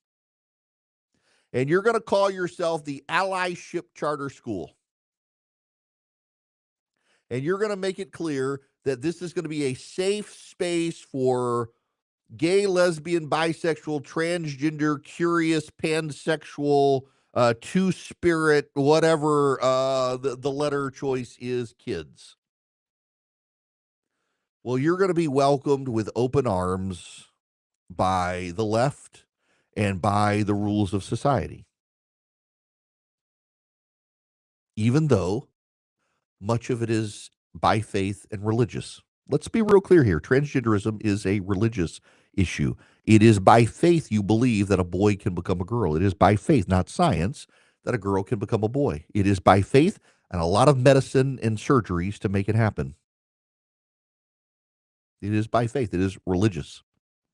The two-spirit nonsense comes from Native American religion. But you put a school together that allows that, and no one's going to say, well, this is a violation of the Establishment Clause, even though it's a religious issue. But along comes the Catholic Church in Oklahoma. And the Catholic Church wants to start a charter school. By the way, it's a virtual school. St. Isidore of Seville Catholic Virtual School. It would operate online throughout the state of Oklahoma and would be allowed to promote the Catholic faith in the charter school. You don't have to send your kids there if you don't want to. But some families may choose to send their kids to a charter school that is Catholic oriented. In the same way, some parents may choose to send their kids to an alphabet gang oriented charter school. The alphabet gang oriented charter school, no one's going to stand up other than religious people and say this isn't right. And the Supreme Court and everyone else is going to say, God bless you, go forth. This is a secular thing, even though it's by faith. But the Catholics come along and they're like, you can't do this. It's religious, separation of church and state. Why can't they? The argument from the Attorney General in Oklahoma, Gentner Drummond, is that this is a state-created institution. And because the charter school is a state-created institution, separation of church and state matters. No, it's not. The Catholics are creating it. You're just giving license to the Catholic Church to be able to operate it and allow children from across the state to go to school there. It's a charter school. The Supreme Court jurisprudence on religion in this country has been wrong for a very long time, and they're finally shifting in the right direction. See, here's the thing. The Supreme Court back in the day, when they decided that the Establishment Clause and the Free Exercise Clause needed to be interpreted as the default is secularism, not sectarianism. Sectarianism is religion. Secularism is no religion. But what happens is secularism is now religious. You can say you're an atheist, but every atheist worships something. It is by faith you believe there is no God. It is by faith you believe in a Big Bang, but can't answer what came before it, and I as a Christian can. It is by faith you believe that a girl can become a boy or a boy can become a girl. It's by faith belief. You may not like me saying it. You may have rationalized your way into pretending it's not, but it's a religious belief. Secularism is a religious belief. It is a religious choice. It is a religious default. And the Supreme Court years ago made the mistake of saying secularism is the default for the United States. What it should be is the government's got to get out of the way. The government can't choose between secularism and sectarianism, but must treat them all equally. And the Supreme Court has been headed in that direction for quite a while now, and that's the right direction. The government should not be able to say, given a secular institution and a religious institution, we've got to default to the secular institution because you've made a religious choice. And what does the First Amendment actually say? The government shall not have a religion, shall not pick a favored religion. And you are freely allowed to exercise your religion. But what the government is telling you to do is you're not allowed to exercise your religion. Congress shall make no law respecting an establishment of religion or prohibiting the free exercise thereof. The state of Oklahoma is not establishing Catholicism as a religion by allowing the Catholic Church to compete with the LGBTQIA charter school. They're just allowing the Catholic institution and the secular institution to compete on a level playing field. That should be the jurisprudence. That seems to be where the court is headed, despite what Gittner Drummond, the Attorney General of Oklahoma, wants. He does not want the Catholics to be able to have a charter school in Oklahoma. The conservatives on the Supreme Court seem to disagree. Lawyers for St. Isidore who are defending the proposal say that if you're barring religious institutions from applying to run religious schools, you're running afoul of the free exercise clause. The Archdiocese of Oklahoma City and the Diocese of Tulsa have proposed this school. It would allow kids who want to go to a public charter school that takes state taxpayer funds to be able to go. It's your choice to be able to go. Brett Kavanaugh, in the hearing, said this: our cases have made very clear. Those are some of the most important cases we've had, saying you can't treat religious people, religious institutions, and religious speech as second class in the United States when you have a program that's open to all comers. To prohibit religious schools from participating in the charter school program would be rank discrimination. Fellow conservative Justice Samuel Alito took issue with some of the statements made by Oklahoma Attorney General Gittner Drummond, who challenged the decision to approve the school and was sitting in the courtroom. Alito mentioned that Drummond had said that a ruling for St. Isidore would pave the way for Islamic schools, which he characterized as evidence of hostility towards particular religions. John Roberts was more measured than some of his conservative colleagues, asking skeptical questions of both sides, but in one exchange, he seemed to think the case echoed a 2021 ruling in which the Supreme Court ruled in favor of a Catholic group that was barred from participating in Philadelphia's foster care program because of its religious views opposing same-sex marriage. How is this different from what we have here? He asked. The three liberals were obviously super skeptical of the school. Sonia Sotomayor expressing concerns about the future of the Establishment Clause. You should know that Sonia Sotomayor is the most ruthlessly hostile member of the court to religion. Even Ruth Bader Ginsburg was not as hostile. Now, Amy Coney Barrett had to recuse herself. She had to recuse herself because the organizer of the school is her best friend. Y'all, I do have to wonder if the Attorney General of Oklahoma, Gittner Drummond, is sabotaging his career. He's running for governor. The great governor of Oklahoma is term limited. So Drummond is running for governor. He's got a lot of money to be able to fund his campaign, but I'm not sure that opposing the Catholic Church's ability to operate a charter school, you don't have to send your kid to the charter school. But if the families wanted to open a charter school that was gay friendly, the state would fund it, and Attorney General Drummond wouldn't oppose it. But because it's the Catholics, they're like, no, we can't do that one. What a weird hill to die on, to deny the Catholic Church the ability to open a charter school. I don't understand. I mean, yeah, he doesn't want state money funding a religious institution, but I mean, there are plenty of institutions that are deeply religious that just aren't Catholics, Christians, Islam. The Alphabet Gang is a deeply religious, by faith institution, and that gets funded. The government should not say that we have to default to secularism and can't support sectarianism. It should say we can't pick and choose between the two.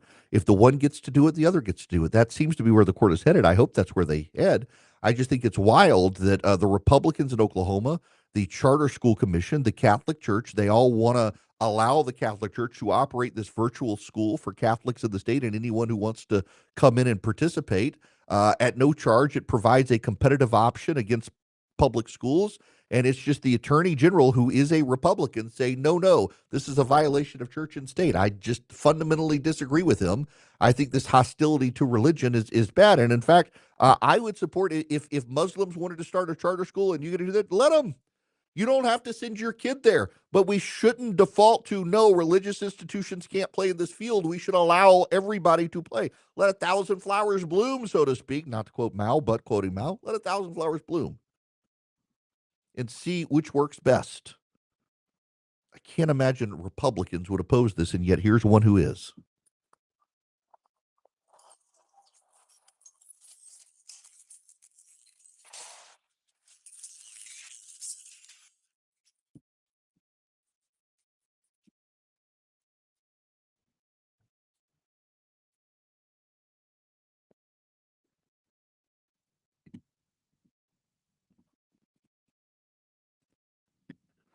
I'm sorry, I have no idea why that keeps playing every time I save the file.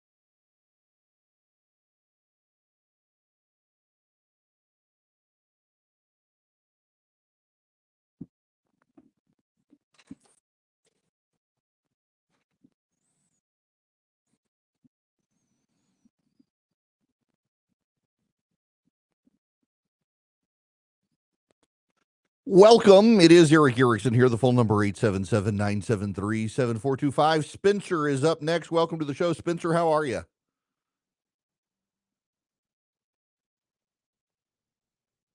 Thank you.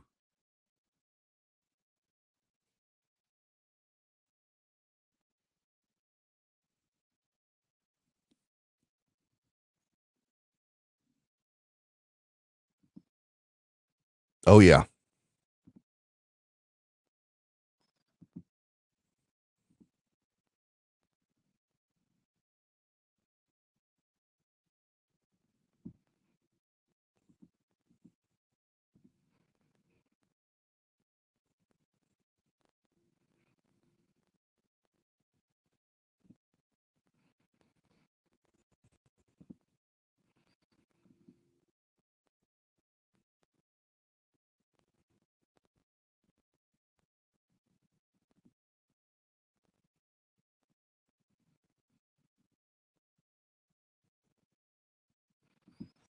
You know, I saw that clip. In fact, I had it in my stack of stuff, and I'm sorry, but Napolitano is flat out wrong here.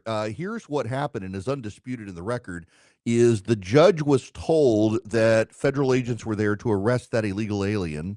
She walked the federal agents down to the chief judge's office after essentially getting the chief judge to meet with them, ran back to her courtroom while the federal agents were there to talk to the chief judge, and got the man out of the back door of her courtroom where people don't go.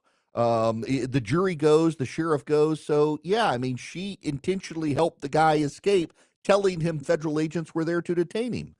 So I mean, they've now suspended her. The Supreme Court of Wisconsin has, and they're liberals.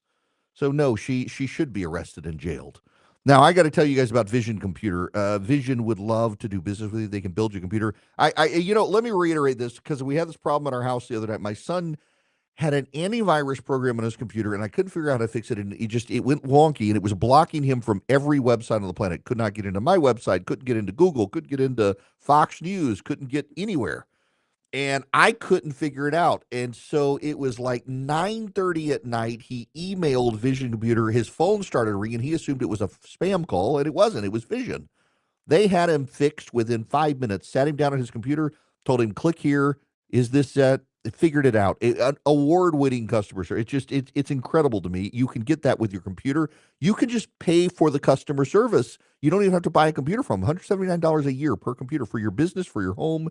Peace of mind. They do such a good job. 404 Compute's the number. Anybody nationwide, take advantage of it. 404 Compute or visioncomputers.com. If you tell them Eric sent you, you'll save more money. 404 Compute.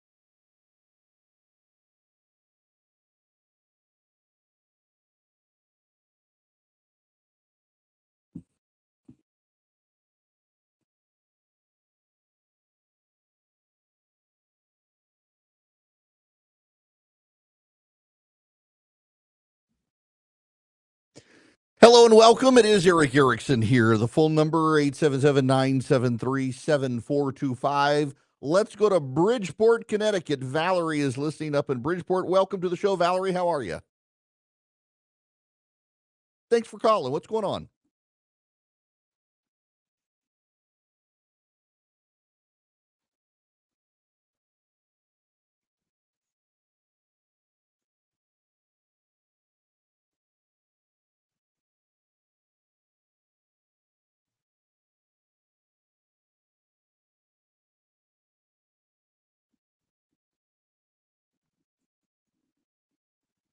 Okay, sure. I think, by the way, it was one of my guest hosts, not me, but that's okay.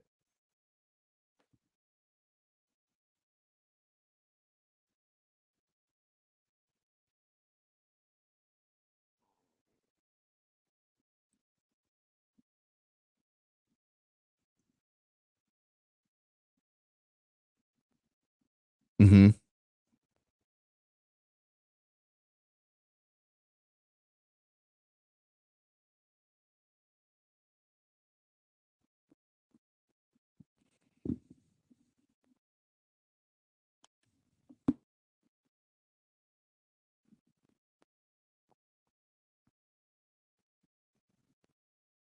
Mm-hmm.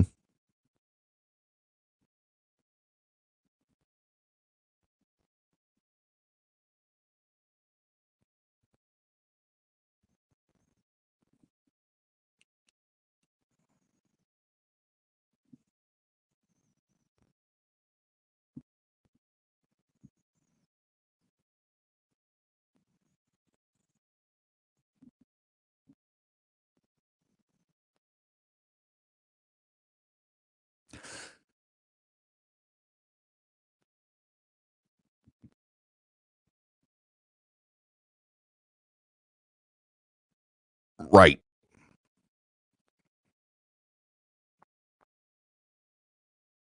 Yeah, and you know it's worth clarifying on the story because I know the story you're talking about, but I do think it was one of my guest hosts who brought it up. But so yeah, I am actually I used to, as a lawyer, represented Bank of America and am familiar with the situation. Oh yeah.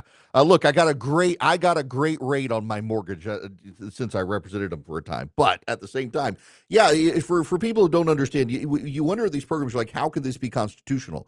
And they are specifically, they're not constitutional generally because you can't favor one race over another in lending. However, as part of a court judgment, because the particular bank has been shown to be discriminating, they do become legal.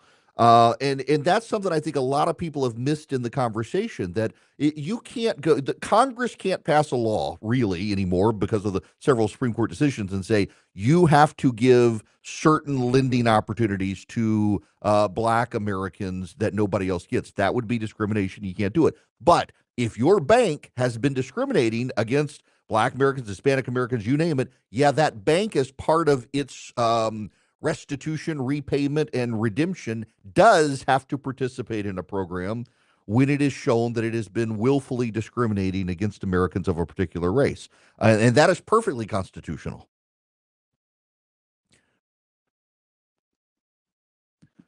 No. Yeah. I do think it was because I was actually, you know how I know that it wasn't me and it had to be one of my guests is because I was on a plane out west and was reading the story in the Wall Street Journal. And I know they're trying about it. It's like, so it can't, but yeah, so I'm glad to be here and address it. And Valerie, thank you for listening and calling in about it because yeah, it is not I did not represent the bank. It is a local bank. I'm not going to name the bank. I think the bank has put this all behind them, but there is a bank very near me that would not give loans to Black families. Would not. And it didn't matter how much money the couple had.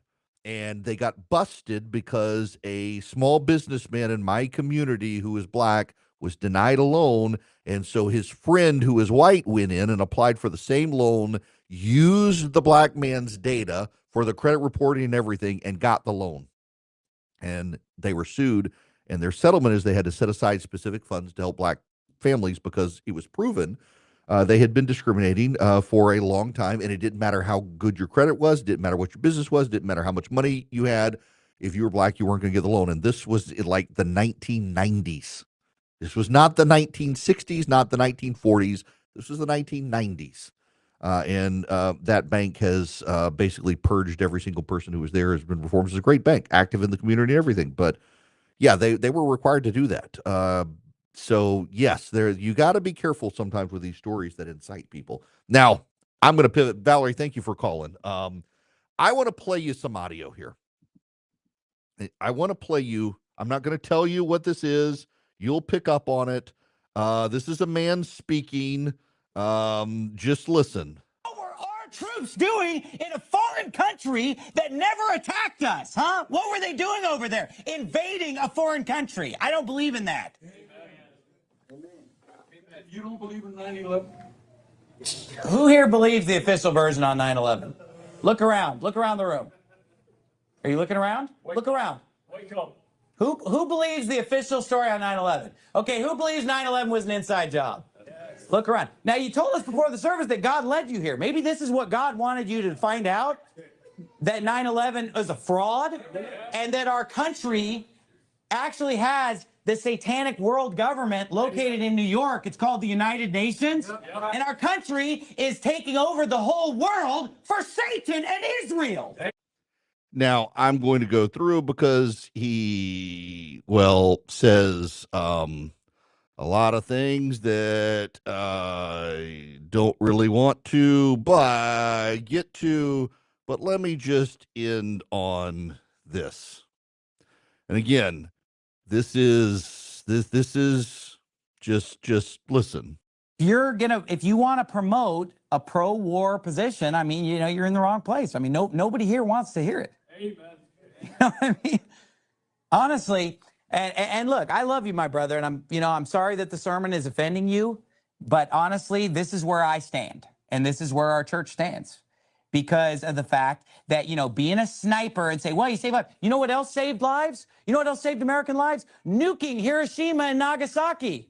That saved American lives, right? Because then we didn't have to. Yeah, and it also murdered and massacred hundreds of thousands of women and children, and that is a sin.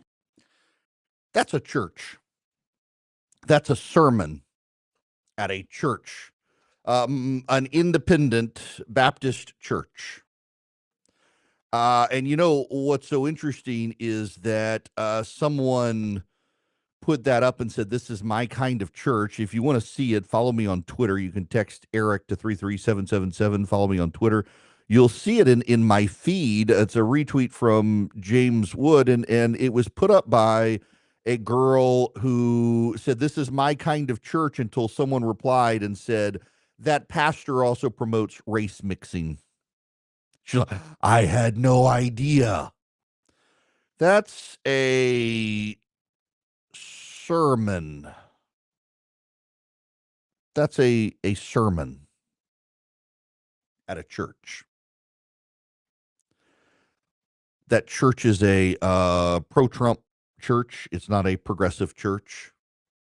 That pastor also said that he believed the United States was fighting a war not just to advance the military-industrial complex, but to impose homosexuality in the Middle East. That the soldiers were told that the Muslims kill gay people, and we got to go stop them because we want a nation of homosexuals in the Middle East. That's the pastor. Now, he used the F word. I'm not. I bet you it's small church. But y'all, my gosh, where is the word in that church? There are a lot of people who are going to churches on the left and the right these days who they're not actually going to a church to learn about their faith or strengthen their faith. They're going for like talk radio sermons. Now, look, I went to seminary because I got asked to preach on Sundays, and then when these churches that were inviting me to preach found out where I was going, to a Reformed seminary, they're like, no, we don't want it. They not into Calvinism, sorry.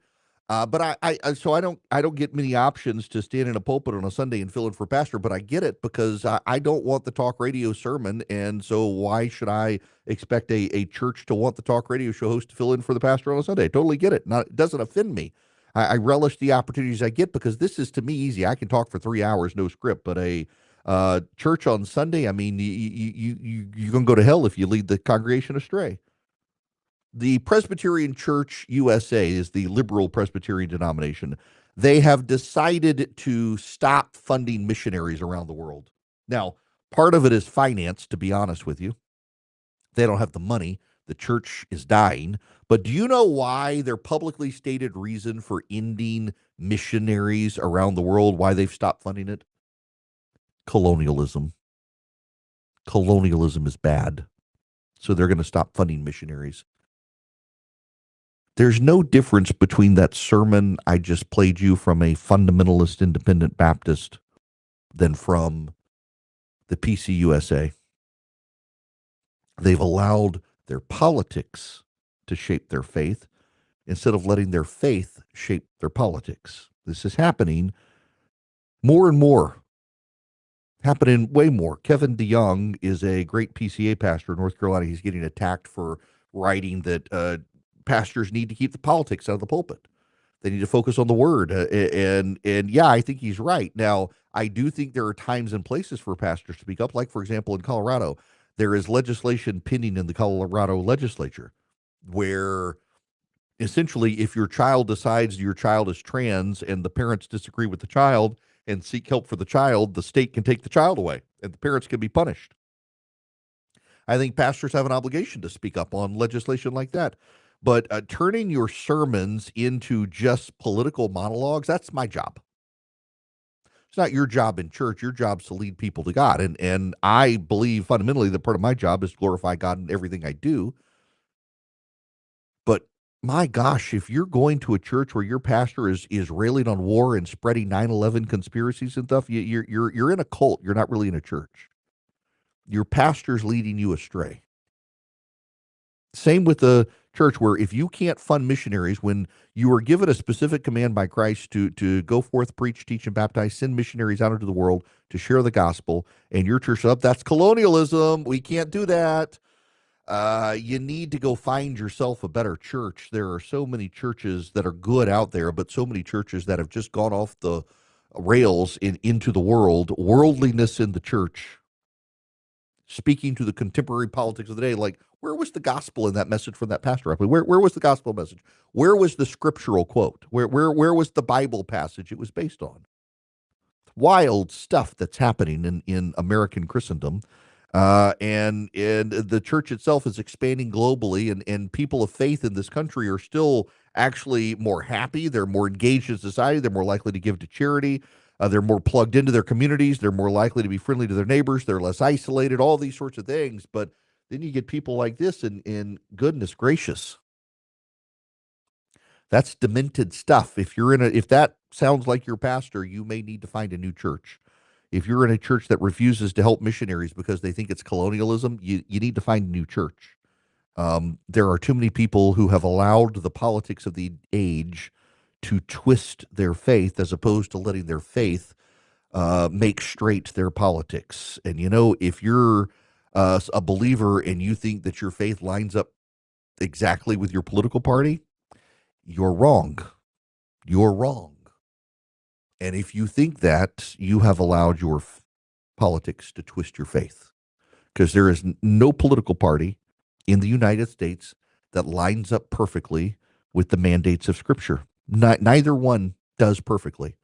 And you got to navigate between the parties to find the one that does best for you and your faith. But if you think that your faith and your party are aligned perfectly, you are deluding yourself. And if you're going to a church where your pastor is railing on 9/11 conspiracy theories, he doesn't actually believe in the truth. And you need to leave.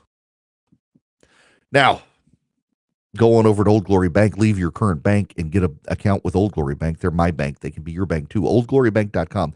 They're such a good bank. You can deposit cash. They're an online bank. I had an online bank account. I was a little bit hesitant to use an online bank, but that bank offered me all sorts of stuff. I was like, all right, I'm going to try it. And then you know what I learned? I couldn't deposit cash at that bank. It was you would know it. It's a big bank. I couldn't deposit cash. And then along comes Old Glory Bank, an online bank, and they figured out how to deposit cash. It was like, this is what I want. Yes, please, this. And they're great people. They're by conservatives. They're for conservatives. Your bank account is not going to get debanked because you're a conservative. They're good people. And not only that, they take care of law enforcement. If you're a first responder or a veteran, they really take care of you. If you're a business, if you're a conservative business and you're worried about the debanking trends, Old Glory Bank will do business with you, and they'll get to know you and your business. Even though they're an online bank, they'll get very personable with you as a business. They're great. OldGloryBank.com, member FDIC, equal housing lender. Terms and conditions apply. If you want to invest in Old Glory Bank, they bypassed Wall Street for Main Street because they don't want the woke buying up the stock and then forcing them to do things. So they're selling to Main Street. You can go to own.oldglorybank.com and you can invest. I have done this, just full disclosure. I invested in Old Glory Bank. And I want to promote and help this bank be around for a very long time. You can to own.oldglorybank.com. Stock goes up and down. It is not FDIC insured. You should talk to a financial advisor if you have any questions.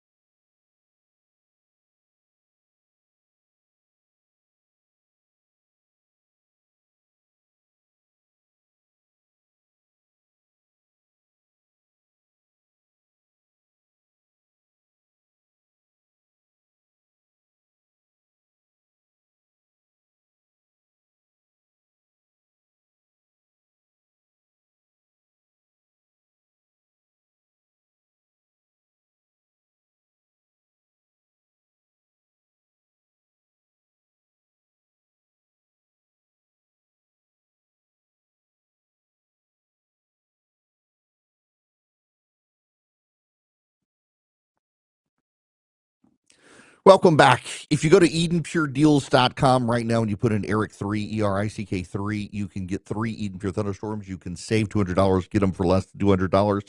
Air purifier, filterless. You don't have to pay for a filter subscription. It traps the dust, the pollen, the pet dander, all of that good stuff, and then it kills 99.9% of bacteria and viruses. And then on top of that, it wipes out all the odors.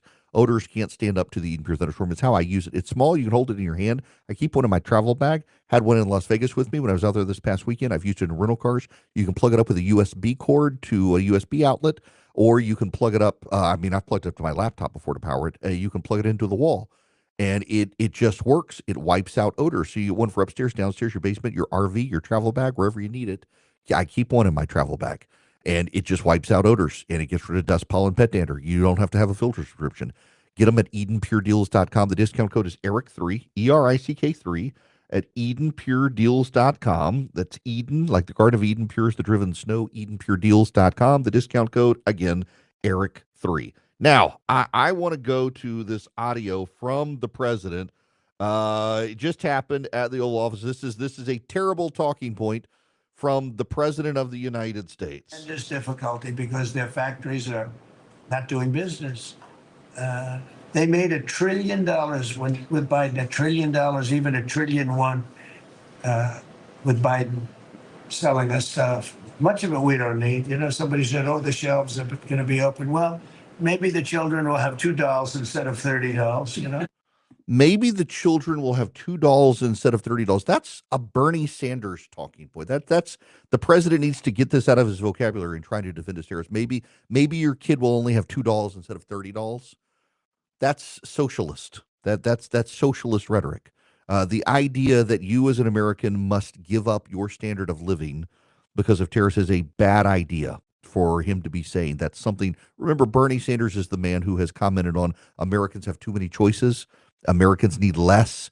There shouldn't be 10 brands of bread at the grocery store. There shouldn't be 20 brands of deodorant. You should be able to have less. This is now the president saying, well, instead of $30, you might have only $2 because of the tariffs, but that's okay. No, that is not okay. You are restricting Americans' choice, and that's the problem with the tariffs overall, is you are telling Americans what they should and shouldn't buy, and you're restricting their ability to buy. You are restricting the choice of Americans on where they buy, how much they buy, what they buy.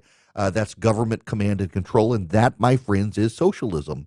That's not a good talking point from the president. Please, Mr. President, if you're going to sell your agenda to Americans, don't sell them on, well, you must give up stuff. Because Americans will give up on you before they give up on their stuff and put Democrats back in power, and we cannot afford to have Democrats back in power in this country. That's why the tariffs need to go away.